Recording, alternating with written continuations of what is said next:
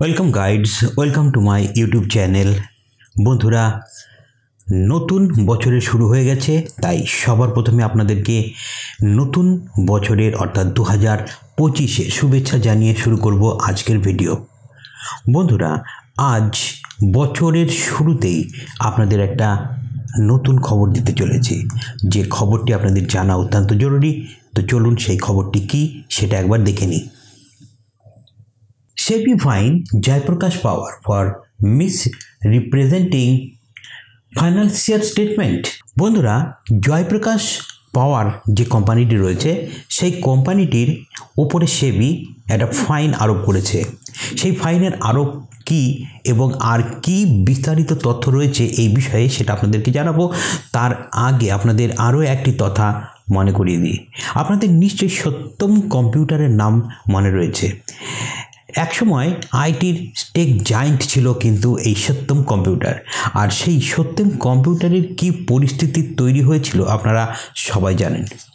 বন্ধুরা, সেই রকমই একটা ঘটনা ঘটে গিয়েছে এই জয়প্রকাশ পাওয়ারের সঙ্গে। জয়প্রকাশ পাওয়ার ফাইন্যান্সিয়াল রিপোর্টের উপরই নাকি একটা বড় ঘোটালা করে চলেছে, আর সেটা বেরিয়ে এসেছে SEBIর এই তথ্য প্রকাশ করার পরে। আর তার উপরে SEBI লাগিয়েছে জয়প্রকাশ পাওয়ার কোম্পানির ওপরে একটা বড় সড়ো ফাইন। তো চলুন টোটাল কি বিষয়টি ঘটেছে সেটা আপনাদেরকে জানাই।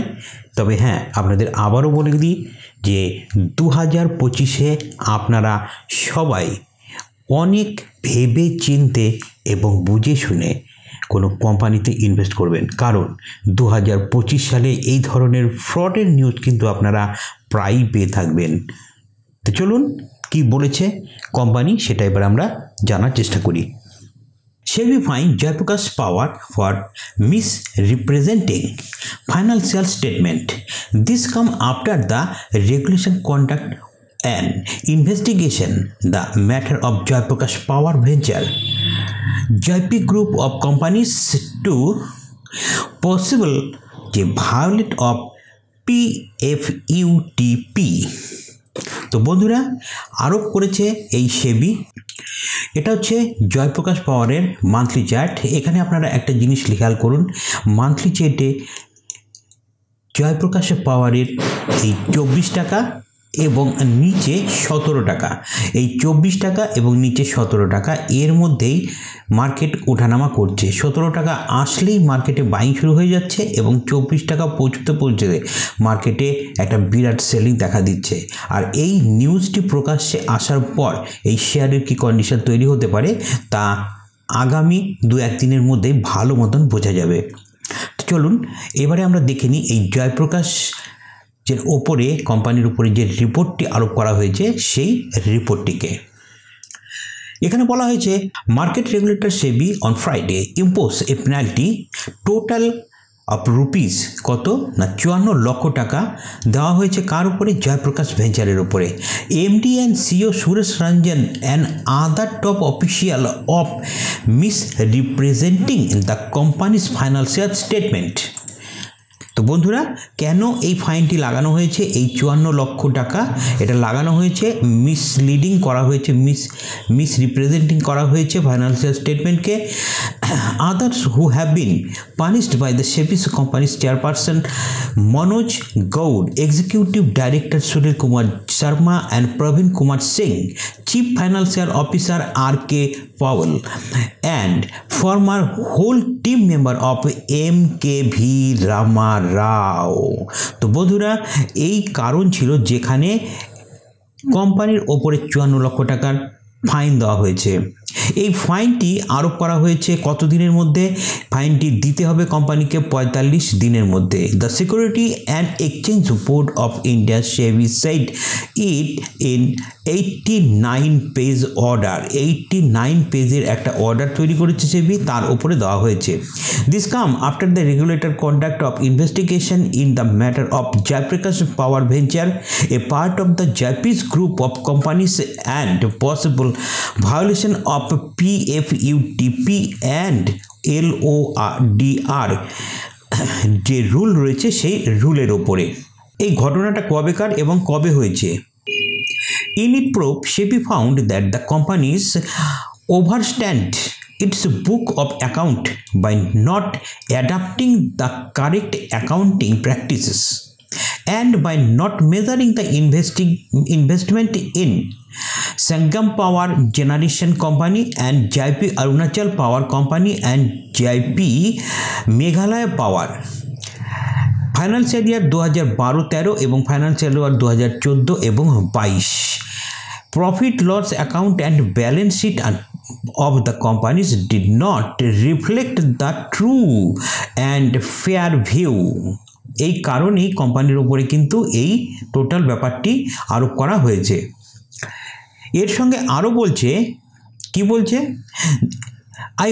I hold that the companies overstand its book of account by way of not providing the interest on the current investment, foreign currency convertible bond, FCCBs and other unsecured loans of 2018-19 আর এই সব কারণের জন্যই কিন্তু কোম্পানিকে এত বড় একটা fine করে দেওয়া হয়েছে এই নিউজটি সামনে এসেছে কবে 31শে ডিসেম্বর 2024 বিজনেস স্ট্যান্ডের এটা রিপোর্ট বন্ধুরা এই রিপোর্টটি বেরিয়ে এসেছে বিজনেস স্ট্যান্ড নিউজ পেপার থেকে 31শে ডিসেম্বর 2024 এই রিপোর্টটি সামনে এসেছে আর আজ 1 জানুয়ারি 2025 প্রথম দিন এত বড় একটা ঘটনা ঘটে গেছে যেটা গোটা বছরে এই ধরনের ঘটনা যে আগামী দিনে আরও আপনাদের সামনে আসবে সেটাই স্বাভাবিক তবে হ্যাঁ এখানে আরও একটা বিষয় জানার এবং বোঝার রয়েছে এই কোম্পানির টোটাল রিপোর্টটাকে আমাদেরকে আরেকবার দেখতে হবে আরও একটা ব্যাপার হচ্ছে কোম্পানির হাতে 45 দিন সময় রয়েছে এত বড় কোম্পানি তার ওপরে মাত্র 54 লক্ষ টাকার একটা ফাইন আরোপ করা হয়েছে তো চলুন আগে দেখে নিই এই কোম্পানির পজিশন কি রয়েছে এর জন্য আমরা চলে যাব skinner.com এ এখানে আমরা সবার প্রথমে প্রফিট অ্যান্ড লস দেখব দেখুন প্রফিট অ্যান্ড লসে ওভারভিউতে আমরা যেটা পাচ্ছি যে কোম্পানি এই মুহূর্তে প্রফিট অ্যান্ড যে লসটা দেখাচ্ছে সেটা হচ্ছে 2013-তে 400 কোটি টাকা তারপরে 51 কোটি টাকা 2015 সালে দেখানো হচ্ছে 162 তারপরে লস দেখানো হচ্ছে 485 তারপরে 1748 1867 1318 কোটি টাকা এবং তারপর থেকে কোম্পানি লাগাতার প্রফিটের দিকে যাচ্ছে এবং তারপরে ধীরে ধীরে প্রফিট এবং পরে 1669 কোটি টাকার প্রফিট দেখায় নেট প্রফিটের যেটা পরিমাণ দেখানো হয়েছে সেটা পরপর যেটা লস শো করছিল 2016 সাল থেকে 2016তে 243 কোটি টাকা তারপরে 1295 কোটি টাকা তারপরে 1690 কোটি টাকা এবং এটা হতে হতে তারপরে একবারে চলে আসে 55 কোটি টাকার প্রফিট 2023 সালে 24 সালে হাজারের ওপরে এবং তারপর এমটিএম এই মুহূর্তে 1293 মানে প্রায় 1300 কোটি টাকার প্রফিট শো করছে একই সঙ্গে যদি আমরা এই মুহূর্তে পেয়ার কোম্পানিকে দেখি তাহলে পেয়ার কোম্পানির ক্ষেত্রে আমরা দেখতে পাচ্ছি যে এই কোম্পানির যেটা পি রয়েছে সেটা পি রয়েছে হচ্ছে 7.39 সেই তুলনায় অন্যান্য এর যে পেয়ার কোম্পানিগুলি রয়েছে তাদের পেয়ারের যে পজিশন সেই পজিশনটি দেখুন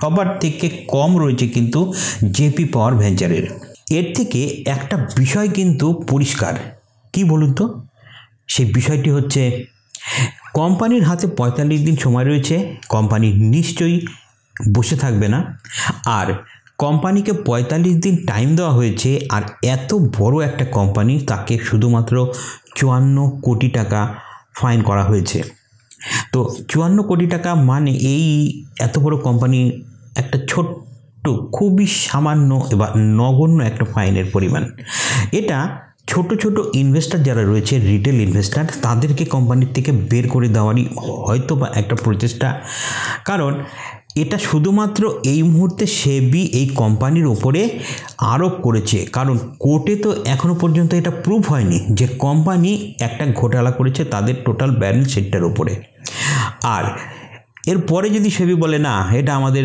ভুল ছিল আর আমরা এই ধরনের একটা পেনাল্টি এই কোম্পানির উপরে করছি না, তখন কিন্তু এই কোম্পানির শেয়ারের দামটা কোথায় চলে যেতে পারে সেটা কিন্তু আমাদের ধরা ছোঁয়ার বাইরে চলে যাবে এবং আমরা হয়তো সেটাকে আর অতটা বুঝতেও পারবো না, এবং এই কোম্পানির এগেনস্টে এত বড় একটা অ্যালিগেশন তৈরি হয়েছে সেটাও আমরা ঠিকঠাক নিউজ সবাই পাবো না। কারণ আমাদের এই ভিডিওটি কয়জন দেখবেন আপনারা? খুব বেশি হলে আমার চ্যানেলের ভিডিও হয়তো 10 জন, এবং আরও যারা রয়েছে তাদের সবাই যদি এই ধরনের একটা ভিডিওকে তৈরি করে নিয়ে আসে আপনাদের জন্য বছরের প্রথম দিন, তার হয়তো বেশ কিছু সংখ্যক লোক দেখতে পাবো আমরা। তারপর এই ভিডিওটিকে যদি আপনারা ভাইরাল করে ফেলতে পারেন তাহলে কিন্তু অবশ্যই অনেক বেশি সংখ্যক লোক এটা দেখবে এবং তারা মোটিভেট হয়ে এই কোম্পানির শেয়ার থেকে এই মুহূর্তে হয়তো বাড়াবে না।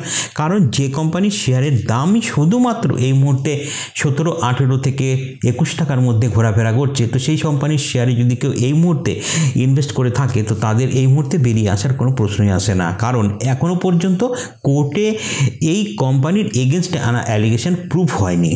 তো বন্ধুরা, আজ এই পর্যন্তই।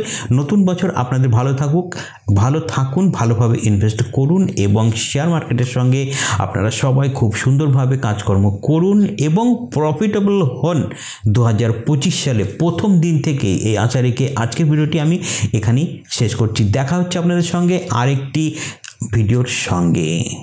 বাই বাই, গুড নাইট, সবাই ভালো থাকবেন।